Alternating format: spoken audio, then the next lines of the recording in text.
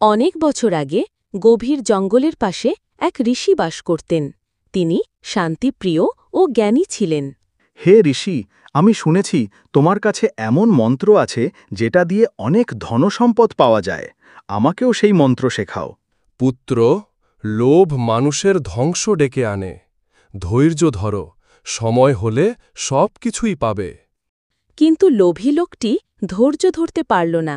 গভীর হাতে সে চুপচাপ আশ্রমে ঢুকে একটি প্রাচীন পুঁথি চুরি করল। এবার আমার ধন সম্পদ নিশ্চিত। সে পুঁথি খুলতেই বেরিয়ে এলো এক ভয়ঙ্কর পেতনি। কে আমাকে মুক্ত করল? তুই? আমি তোর না প্রাণ নেব। না, আমি দয়া চাই, আমাকে ছেড়ে দাও। ঋষি শব্দ শুনে ছুটে এলেন। হে পেতনি, আমি তোমাকে আবার পুঁথির মধ্যে আবদ্ধ করছি। ঋষি মন্ত্র পড়ে পেতনিকে আবার বইয়ের মধ্যে বন্ধ করে ফেললেন। লোভ তোমাকে অন্ধ করেছে, শিক্ষা নাও। লোভ করলে সর্বনাশ অবধারিত। এই ঘটনার পর লোভী লোকটি বদলে যায়। সে বুঝতে পারে সৎ থাকা আর ধৈর্য ধারণ করাই আসল বুদ্ধিমত্তা।